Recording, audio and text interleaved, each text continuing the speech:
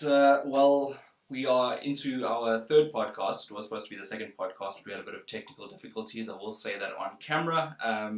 Jodi Solomon, Isaac Chilemba, welcome to the SA Boxing Talk podcast. Firstly, Jodi, let's start with you. I just wanted to get into how you got into boxing as a career. Okay, so in my early 20s, I started boxing just as a hobby, and I kind of fell madly in love with it. I really wanted to box myself, but unfortunately, during those days, there wasn't anything like women's boxing. In my mid 30s, I met Isaac through Cassius Beloy, and Isaac had asked me to manage him, and yeah, like that's how I got into it, basically. Yeah. And same question to you, Isaac. How did you get into boxing? Well, this was 2001. I had a friend of mine. I had a friend of mine who was a soccer player when we were in primary school. And one day he took me to a place called Broadway Center to show me where he does his practice. And when I got there, I was surprised to see all other sports. I knew other sports existed in Malawi, like running, sprints, basketball, and all that. I knew at that point, but I didn't know that boxing existed in Malawi. And when I looked over my left shoulder, I saw over the window kids are busy looking over into the hall, and I went there to see what was going on. I saw there was boxing, some taekwondo going on in there. I was like, oh wow, this exists here in Malawi. And I walk in through the door, push everybody, walk in and ask, how can I join, and when can I join? They said, you can start now if you want, and that was it. And as you see Malawian boxing today, do you see it growing or not? In fact, it's going backwards. In my time, when I was there, it wasn't good, but it was better than it is now. Both amateurs and pros. Now, I don't know what's going on. Everything is just going other way. I don't know what exactly to do or say that could help to get it at least back to where it was, or just a bit better. But now boxing is completely finished in Malawi. And at which point did you come to South Africa? I came to South Africa in 2004. That was I came here 2 months after the death of my mother. At that point, I was in Form 1, and after the death of my mother, I didn't know, I had nothing else to do. I was the oldest kid in the house, looking after my brother and my sister, my younger brother and my sister. Now I have a half sister here, who was in South Africa at that time, married to a Malawian guy who was working here. So they gave me a choice. We either send you money monthly, you take care of your brother, live in this house, and you go to school. I was supposed to start Form 1 at that time. I think Form 1 here is grade 9. And they say we can do that, or we'll bring you over to South Africa and see what we can do. And as a 17-year-old kid, I said, you know what, I will come to South Africa. So my passport was done in a month, and I came over. All right, and then obviously the rest is history. Yeah. All your boxing has happened here. Yeah. Jodi, I want to go to you. The first time you saw Isaac boxing, when was that? Yeah, it was before we started working together. It was with Nick Durant. I think it was at a boxing down, if I remember correctly. Yeah, it was against Wilberforce Sheshepo. It was your first fight. I think you lost that fight. Yeah. And then the next fight that I saw, I took my kids to, and you knocked somebody out so badly that everybody No, that thought... was Wilberforce. Straight after I lost, I fought Wilberforce again. Wilberforce. Yeah. I fought him again like 2 months later. Or 3 That months one I later. didn't see. The next one I saw at Empress Palace, where you knocked that guy out, and it was just after that death in the in boxing, and my kids were devastated. They thought Isaac had knocked someone out, had killed him and everything. Anyway, yeah. So I'd seen him box a few times before we started working together. And what was your impression of him? I could see Isaac was naturally talented. Even in those days, he reminded me a lot of Roy Jones Jr., funnily enough.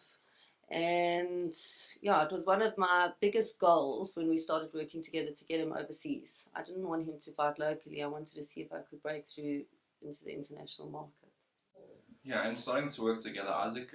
When you started, what was the point where you said, okay, Jodi, I want to join you and go forward like that? Well, I was with Nick for about 3 years into my professional career. I did my pro debut with Nick And Nick was a different guy. God bless his soul, but we got to a point like a year and a half into working together. Things wasn't just going right. We just crashed in. So I was just looking for something different to see where my career would go. Because I realized I looked at other guys that he was with. He had champions at that time. I was with him. I think I had about 5, 6 fights, pro fights, at that time, and he had champions, the Baloy, Mabuza, Hawk Makepula, Mashamane, all that. So you can name a lot of guys.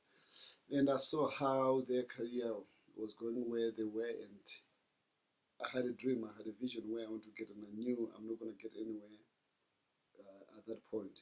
And also, I wasn't enjoying the company of my manager and trainer, who was Nick Durand. I wasn't enjoying his company. So I was going to the gym to train. I was fighting, but I wasn't just happy in that moment. Yeah, I mean, in that space, I wasn't happy with it. So when I get to know Jodi, we did a couple of things together. We did some parts competition. I trained her a couple of times. We trained together a couple of times. And knowing each other, that's why we started talking about boxing, and I started hearing her ideas of what she think boxing should be. And then I said, just train me. Just manage me, and let's see where we can take this. And from there on, we moved on, and that was the best decision I could have made at that point. And that's what I was going to go to next, was Jodi, you transitioned from just being Isaac's manager to actually training him as well. How did that happen? Like I said, I'd been boxing since I was in my early 20s, so I did know how to box. And then when we started working overseas with Dan, we first worked with Dan Birmingham and then Buddy McGirt. I learned so much through them.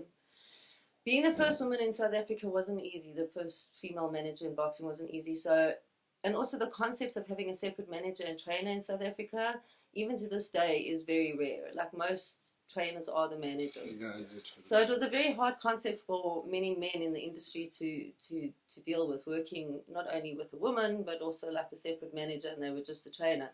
And it kind of reached a point where after Isaac fought Kovalev, because Buddy McGirt was supposed to come here during that 3-month training camp, and he didn't, I just ended up having to train Isaac for that fight.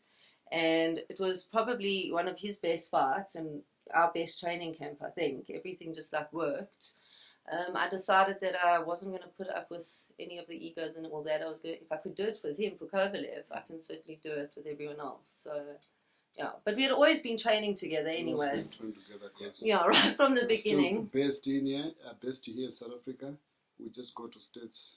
I'll go to States for a few weeks before the fight, shaping up with when I was training with Buddy, or when I was in Birmingham now, Roy. We just go shaping up things for a few weeks, like 4, 5, 6 weeks before the fight and fight. But most of my training is happening here, so I train with her here continuously throughout the year. It's only when there's a fight and I have to travel, then other trainers come in, but she's my main trainer. So what now, Jodi? If it wasn't the coronavirus happening, would you do something similar, or is it just you training him full time at this point? What do you mean doing something? So like back in the day, you used to go sharpen up for the last couple of weeks with Buddy McGirt, for example. Would you train him for the bulk of the camp? Yeah. Would you do something like that again, or has it changed for you? I think it's changed dramatically since we started working with Roy, because Roy and I actually see boxing in a very similar way. So now we still meet Roy before the fight, but it's just like for finishing touches. It's not really for like a final training camp, because most of the work's already done. Like Roy will add 1 or 2 thoughts extra, but the rest has all been done because we think very similarly about it. Yes, yeah. That's what we teach at this gym. So it's actually much easier now, because it's not like different styles and different thoughts, or we have to go there and then, we have a similar mindset about boxing. I learn through him all the time. I mean, I must admit, every single time we go there or we meet up with him, he teaches me something new. But the basics are the same. So it's made it easier. Am I right? It is like that, no? Yeah. All right, so I want to go back to the days, Isaac, when you didn't fight like the top athletes just yet. It was very early in your career when you had the draw with Tommy Oosthuizen. Talk to us about that day and your feelings about it now. Yeah, I'm still disappointed about that decision. I know, even though I've been in South Africa for a while, and I'm actually half South African. My mother was born here. Um, I'm not regarded as South African, so being on a foreign soil, fighting a local guy, it was very hard for them give give me a win. But I believe I won that fight, and till today I still don't understand why they made it a draw. But it is what it is. I can't go back. That was like 2010. I can't go back to it. And most of my memory regarding that fight was to do with the build up to that fight. For some reason, both Tommy and I we just build up this animosity between us, and it was just like intense. I've never been in that situation before. I like being free, feeling, having no this what animosity ideas in my head than just concentrating on the fight. But that fight, we just from nowhere, we just crashed in. So yeah, it was like one of my craziest fights I can say. But you know what? It's experience. I learned from there. Even though I didn't learn enough, because when I fought Tony Bellew in Liverpool, similar thing happened, but now it was on a second level, and I just couldn't. I did just know how to cope with it. I just went crazy. So yeah, it was a quite a good experience. Was part of the intensity between you and Tommy the fact that you used to be like friends, sparring partners, and then all of a sudden you're getting in the ring together, you'd spot each other many rounds? Yeah. Yeah, I think he was just upset because he was originally meant to fight for the world title, and something happened. I don't know what happened, but he had to pull out of the fight, and I jumped in as a last minute opponent. Yeah, yeah. It was actually like a week before the fight. 2 weeks before. Yeah, got a 2 weeks notice. So the boy from Australia is already here. He was here to fight Tony Ostesen for the world title, and Tony can't fight. He's been in some kind of accident. So I said, I'll take it. At that time, I was fighting light heavyweight, but I said, I'll drop weight. In 2 weeks, I can drop weight down to super middle. And I'll fight because at that time, I was meant to fight, what was his name? Yeah, it was for the WBC International. I swear, I can't remember his name. Rupert. Yes, and he pulled out or something. Yeah. So I was fighting on the undercard of Tommy Bellew versus Michael Bolling. Thomas Ostesen was fighting. Tony Ostesen, not Bellew. He was fighting this kid from Australia, and I was on undercard fighting for WBC International as a light heavyweight. And in like space of 2-3 days, my opponent pulled out, said he had injury in sparring, so he can't make it. My fight was called off. They couldn't get a replacement. Now, Thomas Ostesen also, he was unable to fight. So they said, can you drop weight to super middle and take the fight? I said, yeah, sure. I was really fit. I would do it. So that's it. Then I won the world title. Thomas Ostesen came and said, no, that was meant to be for me. That's my title. I want it. I just couldn't fight last time, but now I want it. I said, okay, if you want it, come get it. Then from there, things just went out of a window. So, but it was a great experience. Now we finally reunite again with Tommy. Yeah, they're sparring again now. Like sparring like two old men. Yeah, but yeah, it was a great fight. There's no point, I guess.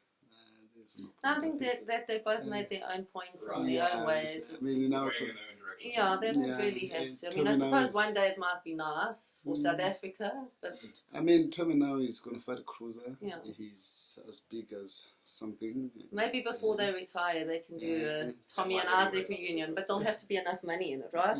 Yeah. Maybe for money. For everybody. Maybe for money we can do it, Yeah. but there's like, unless one of us is a champion, the other one is in a position to challenge for it. That's different. Right? Yeah, they also now in different weight divisions. Like Isaac's playing between light heavy and super middle at the moment, and Tommy's a cruiser. So they've really gone their own way. Okay. Yeah.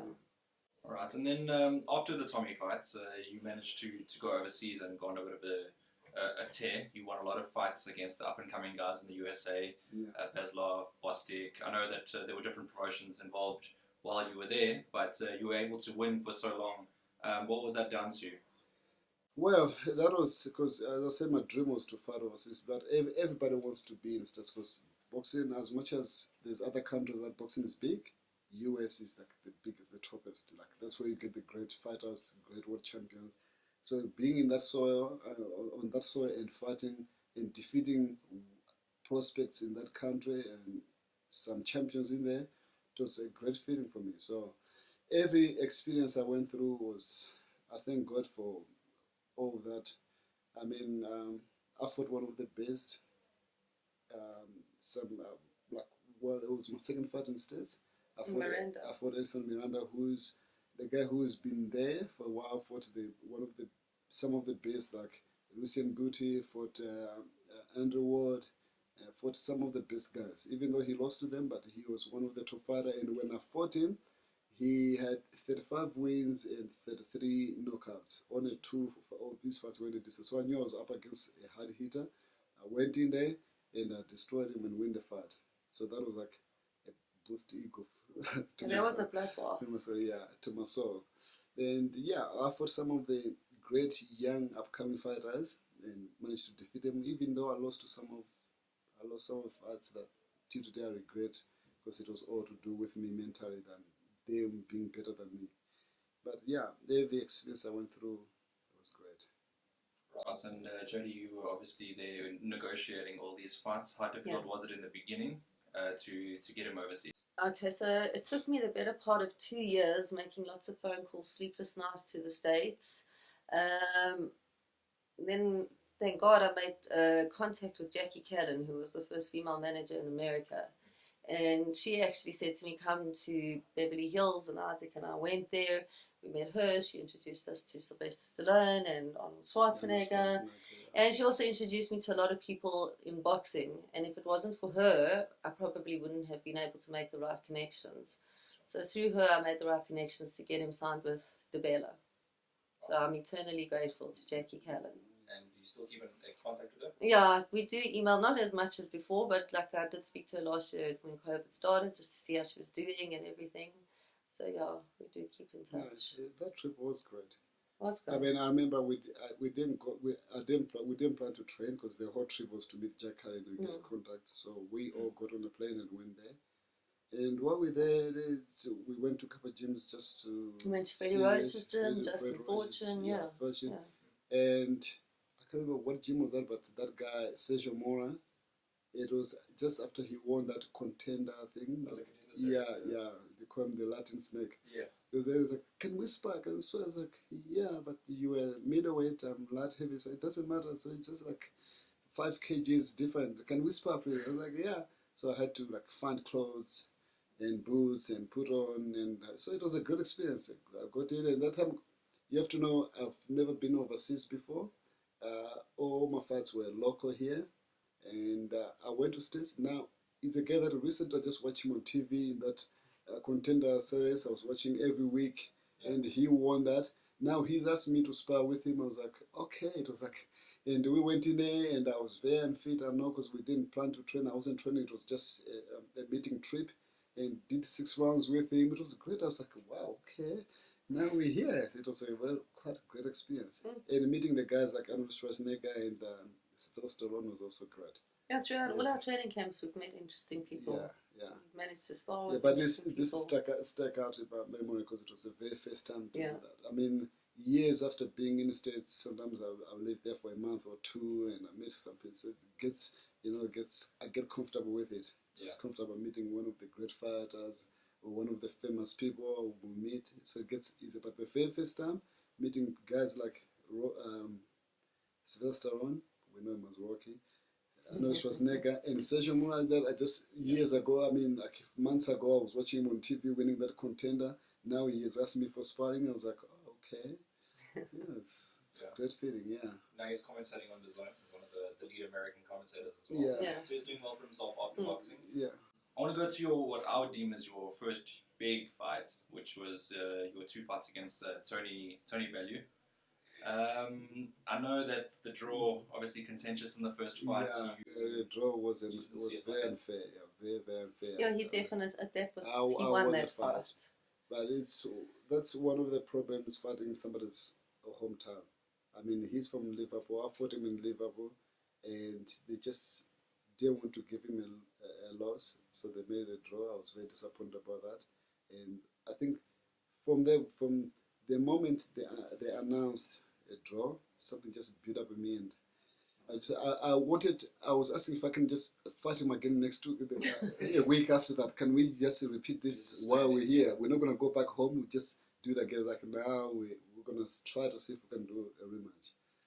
Came back home. We just get off the plane. While we're trying to relax, Jodi phoned me, said, "Can you believe this? They want us to go back there in I think it was 4 weeks or 5 weeks." No, it was a little bit longer than that. Yeah, we have to go back there for a Yeah. rematch. I was like, okay. Now the anger in me just keep on building up. So I had to fly out of here, go to States, spend about, it was like 3 weeks in States with everybody, then fly to UK for a fight. And when we were there, and I think he was also upset, or he knew that the only way to get to me is to make me upset. So he started talking shit, swearing at me, talking this, and I just, Yeah, Yeah. that was what you were saying. Is like in your second fight, the yeah, mental games that he was doing, yeah, getting under your skin. getting under my skin, and I just lost it. Yeah, the first fight you got under his skin because he was being Tony and Yeah, screaming and he was shouting, screaming and like Isaac I just didn't do sat there anything. and smiled. But Yeah. the second fight, Isaac reacted. I reacted to him, and I started. And I think that's when he knew he had you. Yeah, then he knew he had me, and he had me good. Because I walked, I remember I couldn't wait. I think it was like 100 meters from the dressing room to the ring. I just couldn't wait to get into the ring. Like I walked as fast as I can just to get in there.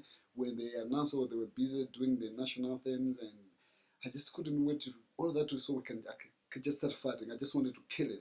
Yeah. And I got it. The bell went, and that's it. I was blank. I still don't remember what happened in that fight.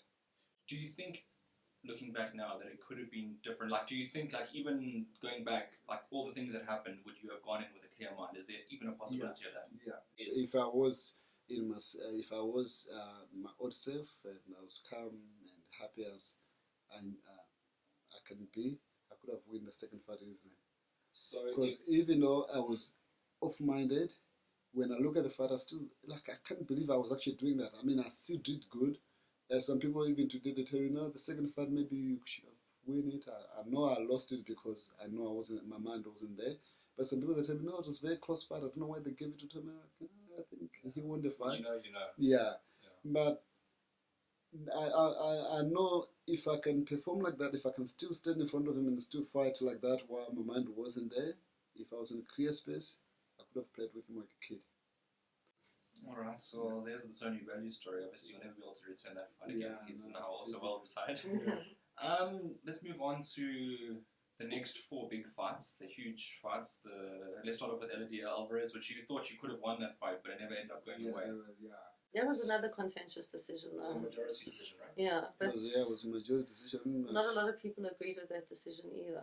But he went on to do some big things as well, so it's like that's why I mentioned him as one of the bigger names. He ended up going on and beating Kovalev Yes. as well. So I mean, he did something with his career.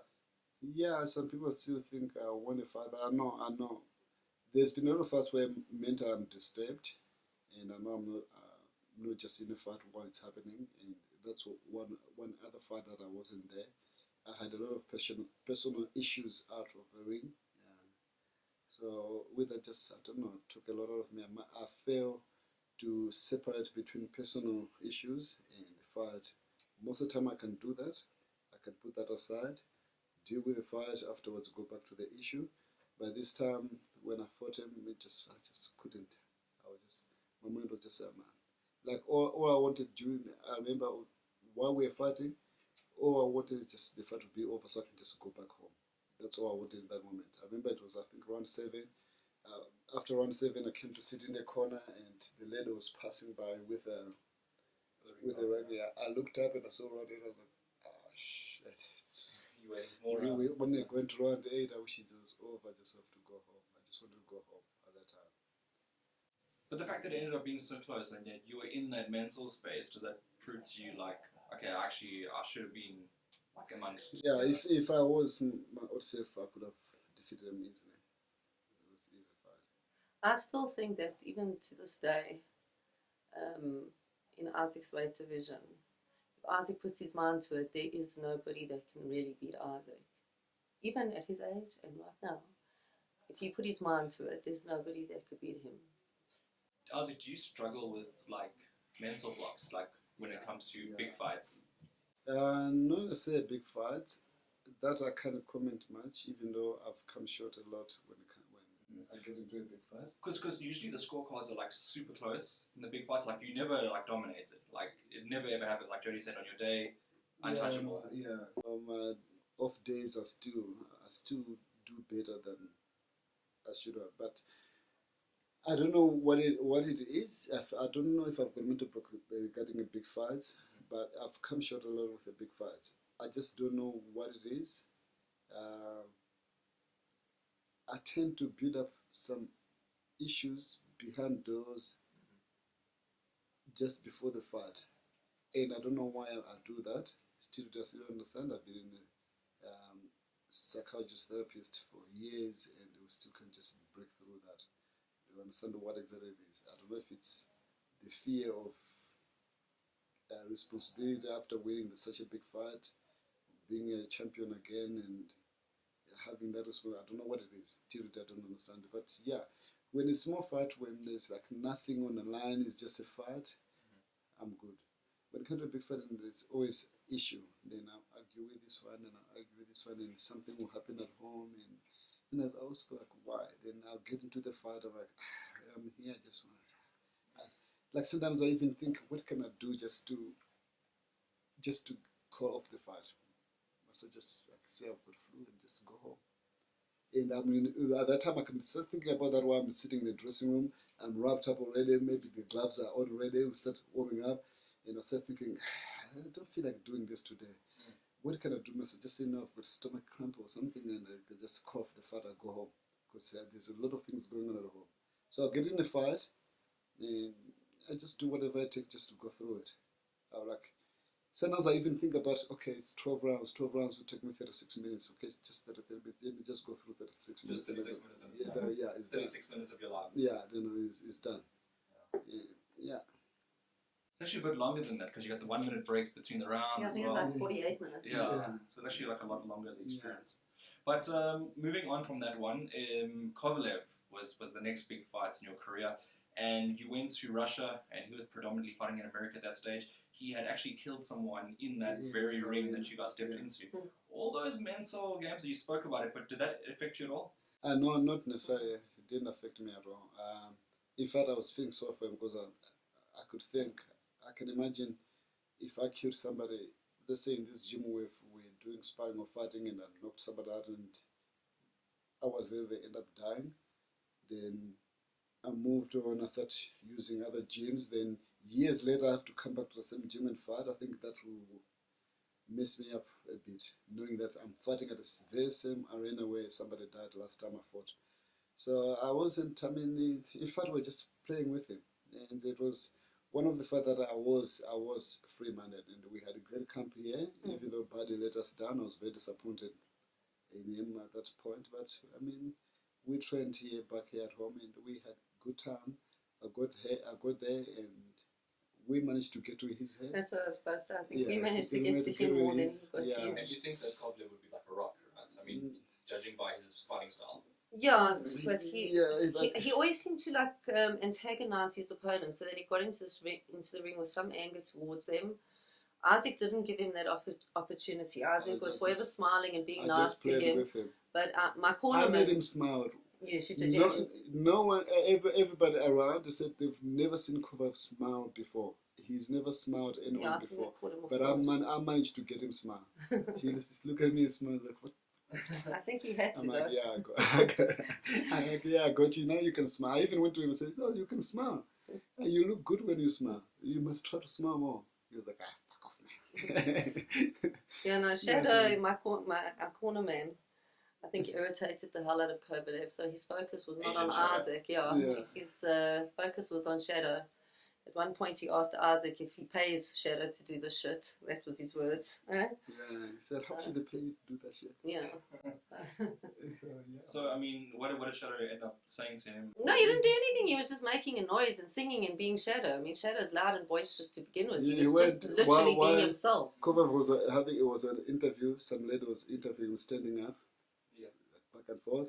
So while he's answering, and it was in Russian, they were talking back and forth, Shadow just would come behind him, Shoshonoza. And the cover to us and, how much did they pay to do that shit? I was like, Yeah, we sang Shosha Loza quite a few times because it seemed to really irritate. yeah. The actual fight against Covenant was another good fight for you. I still say if that fight was in America, the scorecards would have been different. Yeah, it could have been different. Yeah, it was very close. It was very close. And the interesting part about the venue, apart from all the other things I listed, was it's an ice rink. Okay. Any reserves about that? No. No. Just. I didn't even know it was an ice rink. You didn't know that? No, did you? It's an ice rink, apparently. Yeah. Interesting facts on your Boxing Talk podcast. All right, and then you need to help me with this one, Jodi. Yes. This guy's name. Gavoitse. That's the one. Yeah, I didn't want to say it. I don't want to do it. I don't even know if I'm saying it right. It just rolls off my tongue. I just call him Gutzek. He's a fight that, again, should have won, but you got an injury in that fight. And you said you got injured quite early in that fight, which didn't allow you to box the way you'd like to. That was the second The round. second one, my arm went pop. And I tried to go through it because it was a pain that I knew before. I always knew I had elbow problem. Been going for treatment for years. I've been here with Dr. Patricia. So now I go to Speechley, doing my elbows. I had both golfers and tennis elbows. So I've been treating myself, and I know I was advised to try surgery before, but I just didn't want to delay my career and waste after that. So just going for physio was the better way to do it, and I have to keep it warm. Like before the fight, I warm it up and stuff, and that was good. And I performed for years, and I knew the pain every time I missed the punch. As long as I'm hitting an object, anything, whether I don't hit the target, but as long as I hit the body, I was good. Once I miss it, overextend. And especially if I throw a punch that I really wanted to kill my opponent in front of me and I miss, there's a problem. But every time I feel that, I'll shake off my arm, like 2-3 seconds later, I'm back to normal and continue. This time around, in the second round I threw, I missed, popped out, and I felt I was like, okay, that pain, I recognize the pain is way more than I know. You know, it wasn't the pain I know. And I was like waiting for it to go back to normal, and the pain never went. Like, what the hell? I just couldn't understand that. Well, every time now, whenever I try to throw my right hand, I couldn't throw it straight anymore. I have to throw it bent. I was like, what the hell? I can't straighten my arm, and the pain just progressively going high, and I just didn't know what to do with it. And I kept it a secret to myself.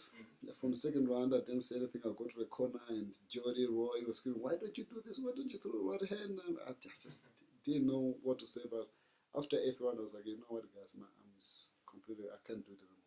I was just getting hit. I mean, there was a point where I'll get on the ropes because I didn't know what to do. The pain is going, and the guys throwing punches at me, and I'm on the rope. I just didn't know what to do. I was like, what? Yeah, so, you know what, let's just quit a day. Tomorrow is another day. Jodi was shouting at you in the corner. I was. Yeah, really? Are you gonna give up? I really didn't believe, because I've never seen Isaac give up. So it was beyond me. I was like, give up now? this isn't real. I didn't even believe him. I was so angry. I even turned. I took out my arm. My arm was facing out a bit. I didn't believe Here, this way, come out of its joint. It come out a bit, so it's facing other way. I said, "Look, my arm is." Jodi's like, "No, you're not here. You are like, look at my arm." I was so cross because we had ringside seats for Andre Ward and Kovalev, and instead I spent it in the emergency room at the hospital. And when they came out and told me that he had actually torn his tendon, I felt really bad. I think I told you. I even took. We went out for dinner. I took him out for dinner. I felt very sorry for him. Very embarrassed that I didn't believe him. But I think I apologized enough over the years. So now if it happens again, do you believe him? Probably not. It's not about believing him. I have this, you can ask him, I have this, he always calls me Little Tyson. I have this mentality that once you're in there, you got to fight to the death. And I think it's just, I'm very selfish in the fact that I expect everybody to think the same way. Because, psychologically, if I'm in a fight, I don't understand how you can walk away from it. I think if your arm's hanging, just go for it with the other arm, I don't think, it's not about him, it's about my insanity, not his. So, if you had have continued even with your arm being that injured? I mean, I know you were in really bad pain. Yeah. Do you think something bad would have happened to you? Because now I got to a point where my whole thoughts went to the arm now. I wasn't thinking about my opponent. I got to a point where I wasn't even feeling his punches. I remember there was moments where I'll get to the corner on the ropes and suddenly he'll throw punches and hit me in the face. My mind was like, he can stand there, he can throw punches at me all day. My mind was on my arm. I was like, I'm getting hit and I'm thinking, my arm, what the heck is going on? Why is my arm losing?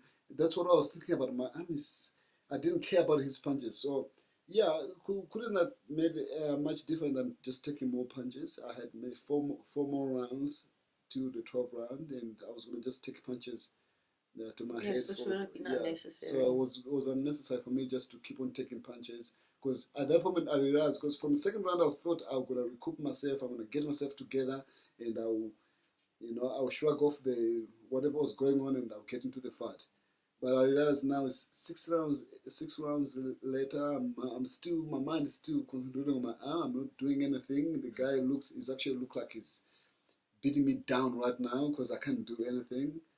There's no point, there's no way for the next 4 rounds that my mind will change. So let me just call it a day today and see what happens next time I fight. Right. And, is that a fight you want to do again one day? Yeah, I could have loved to, but the guy now is retired. He retired. Yeah, he got scared. He got knocked out by Beterbiev and got scared. He's like, no. Apparently he's never hit so hard. And it seems like Beterbiev was okay. You've moved down to middleweight now, but he's the most avoided guy at light heavyweight, right? Yeah, he sparred with Beterbiev. I was with the Beterbiev about 6 weeks. Sparred with him. It's nothing special. Yes, he's got power. He was just blessed with that power, but that's all about it. But for me, power doesn't really bother me. I don't care. You can have the power of Mike Tyson or George Foreman. I don't care. I'll go in there and I will destroy you, whatever. Yeah. So it doesn't really matter. I mean, I sparred with Beterbiev, and when I was leaving, everybody was like cheering up. Hey, I'm like, what the hell? It's like, no one have ever gone 10 rounds in sparring with Beterbiev. I'm like, okay. Why? I said, no, he always knock the guys out. Yeah. This guy, the more the rounds go high, the crazier he gets. He just gets crazy. By first round, he will look okay. Second, it's getting crazy. And by 4th, 5th, 6th round, no one can stand in there. He said, you have no idea how many guys he has knocked out in this gym. Even the heavyweights, there's guys that heavyweights. Apparently, there was a heavyweight they called, is a cruiserweight, that Mike Crane, the one who knocked Roy out. Oh, yeah. Mike Crane, yeah. They called it his cruiserweight. They called him to come for sparring, and one day, because they like to stop sparring, like he'll do 2 rounds, they'll stop, do pads for 1 round, and come back 2 rounds, and pads, because apparently they just don't want him to knock someone out. So apparently Mike Crane one day said, no, we can go full on 10 rounds. Okay, they start sparring. Round 5, he knocked Mike Crane out cold. Apparently they have to pour water on him, turn him over. The next day, he was back on a plane back to UK. Yeah. So they would say, but I told them, don't stop sparring. I hate waiting. Like when it comes to sparring, I want to be the first to spar. I want to spar however many rounds are needed. Done, then I'll go to the back. I don't like this thing of sparring and come out and sparring. I don't like that. And also I don't like waiting. Like if there's more sparring happening. He's not a diva. Yeah, like if there's more sparring happening in a house, I don't like other guys sparring first, and I have to sit outside Like I waiting, said, waiting, and like 12 rounds rather than I'll step in to spar. I hate it. that. Yeah. I want to get there, get ready, spar, do however many rounds are needed, then we're done. So when you spar, you don't get out the ring. Yeah. You stay in the ring the whole time. Yeah. So I told them. There are times we get him out the ring and put him back. He's yeah. not happy about it. I'm not happy about it. They asked me to step out for 2 rounds and come back. So the first sparring we did, I sparred with them 2 rounds. They said they stopped and the trainer came in and they did pads. Then I jumped in for 2 rounds. I was like, okay, maybe maybe there's something going on here. Then it was just a day after I arrived in Canada. The second sparring, the same. So I went to the guy and said, why are you stopping sparring? They told me the story. I was like, no, don't worry about that with me. Don't worry about that. I will go rounds. So they said, okay, we're going to try 6 rounds. They did 6 rounds. We sparred straight. Okay. Then they said, okay, let's try 10 rounds. Went 10 rounds. And now, the harder he started getting, aggressive he started getting, I know my way around it. I also like mess him up a bit to the point where he's getting pissed off. I remember there was one sparring where after the 10th round went, the bell, he hold his headgear and throw it out of the ring. Yeah. He just pissed off because he just couldn't get to me and he just couldn't knock me out and stuff like that. Then I was beating him up to a pole, and he just didn't know what to do with it. And he was pissed off. So everybody was like, the whole gym was quiet. Everybody was like, wondering what's going on. I was like, this guy is not. He's just a human like I am. Yes, he was blessed with power. There was a time where you hit me, boom, and I felt okay, this guy can hit. But that's all about it. His boxing ability is slow. His boxing ability is not so. He's not so clever. He's just hard hitter. That's all about it. So if I can mess him around, and I messed him around many times, and he tried. There was times where he tried to be dirty with me, hold me and started doing this and hit me at the back. I do the same to him. There was a time where he hit me low blow. I hit him low blow. I told him first. I told him don't hit me, and he doesn't understand English properly. So I told him don't hit me low again. If you hit me low again, I'm gonna knock you out. Then he started swearing at me. What? I was like, this is just sparring. You don't have to hit, because it wasn't accidental. We were holding each other, and he did this underneath. Bam, hit me. I was like, what was that for? No, you're holding me. I'm like, no, I'm not holding. We in a clinch. We're sparring and we're in clinch. I'm not holding you. We're just in a clinch. You don't have to hit me low. I told him, if you do that again, I'll knock you out. And they thought I was joking. And a few rounds later, now he hit me. I think it was accidental. I don't know if he did it on purpose the second time. I was like, hey, he hit me. Boom. I hold his head like this, and I hit him hard low. And now the whole gym went wild. They thought it was going to be a fight. I was like, I don't care. You can do whatever you can get to me. Yeah. If you try to knock me out, I'll try to knock you out too. So that was it. So that day we built up a little bit of some intense thing going on there. Then from there he started respecting me. I got my respect, because the following day when we come for sparring, he actually came to me to greet me. He never greeted anyone, but he came to me and said, hey, how you doing, Isaac? I'm like, I'm good. Then I knew, okay, because I showed him that I don't have any respect for him. Now he has to respect me. So from there on, yeah, we started talking. He tried. Like every day, there was one day I was doing shadow boxing while warming up. He came to me and said, yeah, that's Roy's style, you know. And I'm like, okay, this guy can actually talk. Yeah. He never spoke. When it comes to the gym, everybody have to go quiet. The music goes off. He'll go in the corner and do his Muslim, because he's Muslim. He do all his prayers in the corner, get ready, and he trains with no music. No one else got no say to that. Even one of the best fighters is in the gym, Jean Pascal. Jean Pascal was like, one day he was playing his music, some hip hop, and hitting the back. Beterbiev walked in, the music went off. And Pascal was like, what happened? What happened to my music? He's like, no, Beterbiev is here. He was like, ah. And he can't do anything about that. Yeah. He doesn't train with the music on. So, and doesn't talk to anyone. He just does his thing and go. But from there on, when we had a little low blow thing, again, respect, he came and greeted me and started speaking to me, tries to speak to me, understand his English is not good, but he tried. He said, even when I was leaving, he came to me and do this to me. Thank you very much. I really appreciate your sparring. Travel safe. I'm like, you're welcome. Thank you. Yeah. That is a really cool story, actually. Yeah. Wow. Yeah. Yeah, so Beterbiev now, I mean, he knows Isaac Chilemba. He's got a lot of respect for you. Talking about another Russian fighter, Bivol. You got in the ring with. Yeah, that was one of the worst. Yeah, no, Isaac should have won that fight, hands down. It's one of the fights that I was also, because of personal issues, I was very blank in it. And it's just a kid. I know that people, they regard him as one of the best in whatever, and now there's nothing. That's his reputation, yeah. There's nothing in a kid. That's a rematch I would love to get.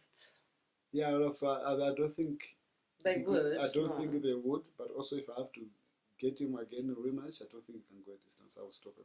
He's a beatable kid. I still don't get myself. I beat myself. Like sometimes I look at myself in the mirror and I feel like I just have to smash myself against the mirror because of things I've done. Just letting fights go by. Because it was one of the big fights that I got in that I could have beaten the kid with a patch in my eye and the one arm, and but I just let it go. So it's very disappointing.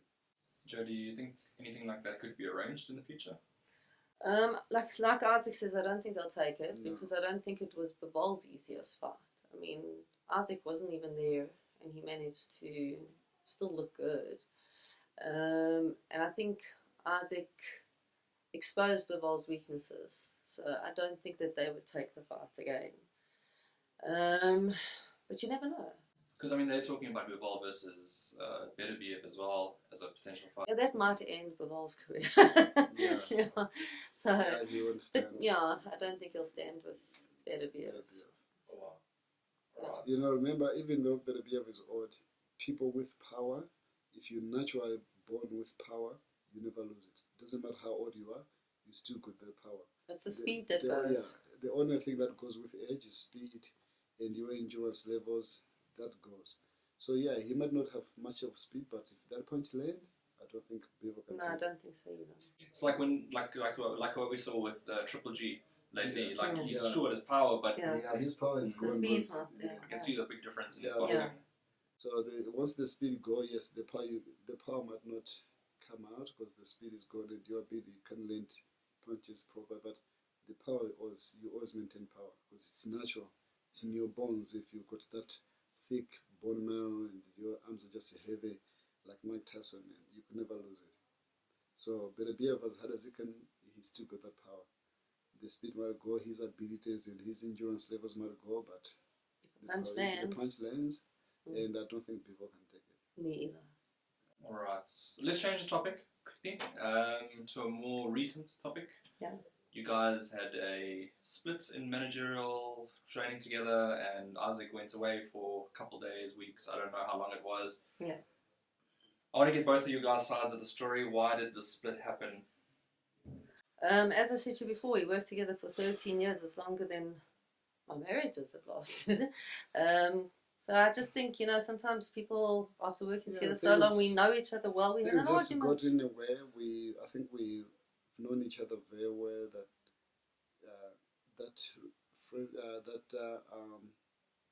work partner friendships, we're going beyond that.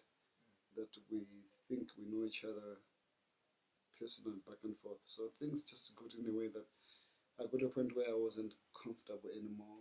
I wasn't feeling like I was getting what I deserve and stuff like that when it comes to our conversations and stuff. So I thought, you know what, even though it's late in my career now, maybe let me just finish it elsewhere. For the last, I don't know, 2 or 3 years I've got left, I'll just do it elsewhere. So I contacted Sean Smith, went there, trained once, and after some time, Jodi, we had back and forth talking, and then I decided just to come back. Now I'm back here, yeah. So who initiated the conversation to be like, listen, we're making a mistake here? Who was that?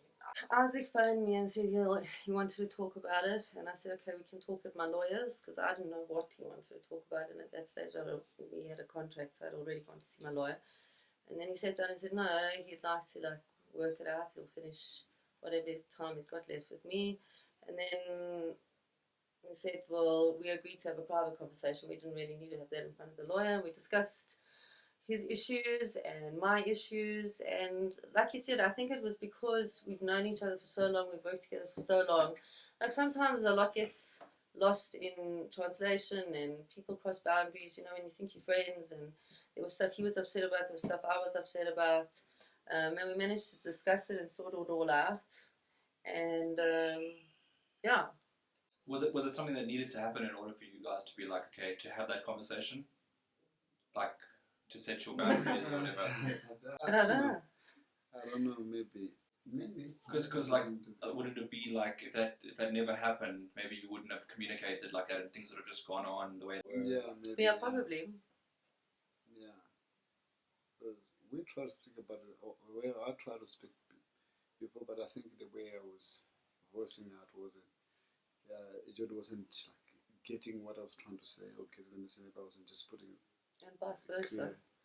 We try to speak. You're miscommunicating. Yeah, basically. Yeah, I was Like there were things that I needed and wanted, and then things he needed and wanted, and neither of us could get the message across properly. So so I got probably wouldn't have had the conversation properly if it didn't happen. So it's probably a good thing.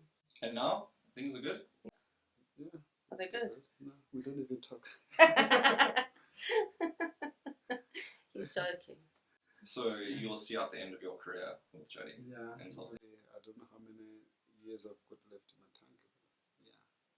You don't know. So what do you think? Or how many years do you think Isaac has? Well, he's got the possibility of a really, really great fight now. The contracts haven't been signed, so I'm not saying what, in October.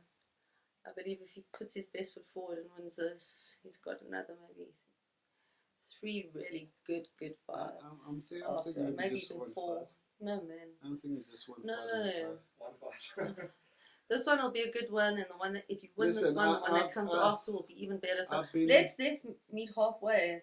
I'm saying 3, 4. You say 1. Let's meet at 2.5. Yeah, I've been a pro fighter for 15 years now, and before then I did 3 years of amateurs, 4 years of amateurs. So it's almost 19 to 20 years that I've been boxing, and I think my body is just taking a turn. I think it's just. We'll meet halfway at 2 I just wanna be a dad at home and work day-to-day job and just chill. So I think I'm just tired of it as well. So we'll see. Maybe the next fight might spark the fire back a bit and say, okay, let me try 1 more or 2 more. But for now, my mind is on maybe just this fight, then I'm done. Because I think I've just taken too much. One of the things I don't want to end up punch drunk because of. You already punched tipsy. I know, yeah, yes, I'm punch tipsy at the moment, but He I don't want to made me get punch drunk. I'm I the don't want punch to be drunk one. He's punch punch drunk because tipsy. now I'm in my 40s. I'm still fighting a 21-year-old kid and get punches to my head. I don't. You're not going to be in your 40s and still be boxing because no. Well, I can't. boxed, That's just came back yes or no. But yeah, like he's crazy. you know, Roy, Mike, it's just too long. Something wrong with him. And myself, I don't wanna, like. There's nothing wrong with Roy. We're talking about Golovkin now. I think he's almost 40. Yes, for a big guy, anywhere like from waterweight and above, you can fight up to for something years. Like I said, let's just meet halfway and say 2 more. Pacquiao is like 43. Yeah. And I still don't think he lost his last fight. I think he won that fight. You can still box, but also you just have to know where you are mentally if you really want to do that at that late age, stage of your life or not.